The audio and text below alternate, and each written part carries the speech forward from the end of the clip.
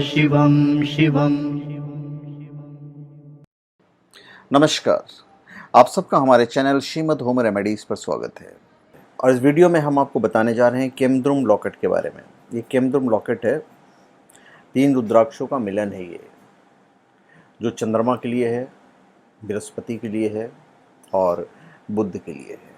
जैसे अब जब केमद्रुम लॉकेट जब आप ज्योतिष के पास जाते हैं लेने के लिए, तो उसमें 3 पत्थरों का समावेश होता है।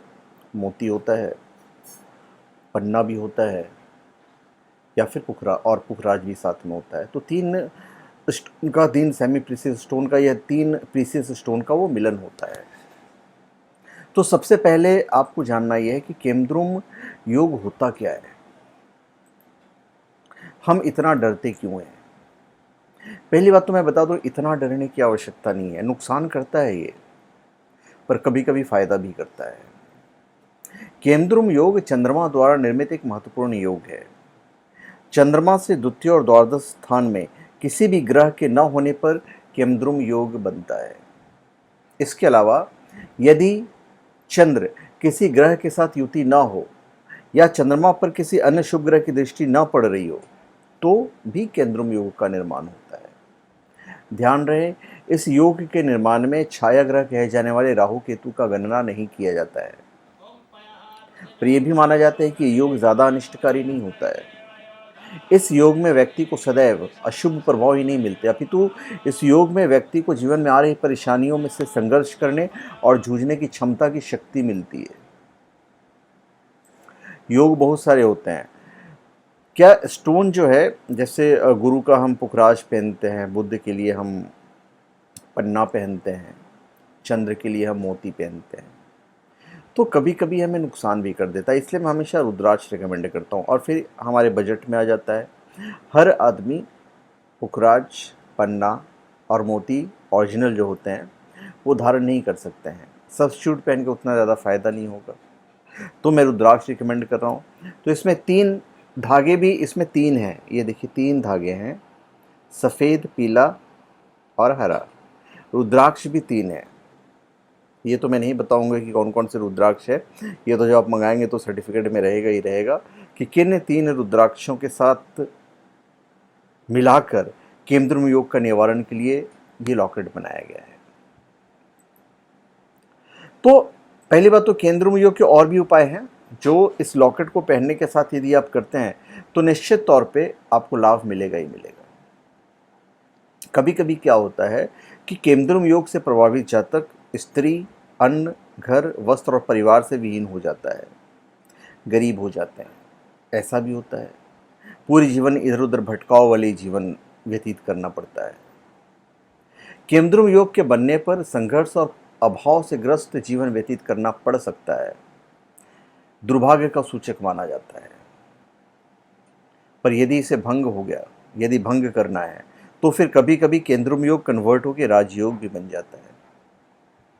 कुंडली में लग्न से केंद्र स्थान में चंद्रमा या कोई अन्य ग्रह हो तो केमद्रुम योग भंग हो जाता है।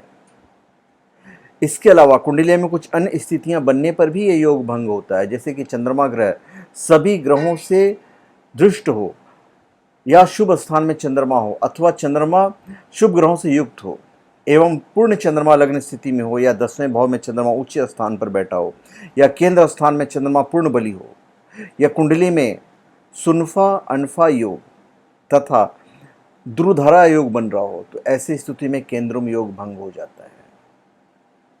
तो फिर आप सारे जो दुष्प्रभाव हैं उससे आप मुक्त हो जाते हो। इस रुद्राक्ष के लॉकेट को पहनने के साथ साथ आप चाहो तो इसको चांदी में ही मड़वा सकते हो जब आपके पास मिलेगा, पर जो धागा है ना, ये धागा आप यही रखेंगे तो ज़्यादा अच्छा रहेगा।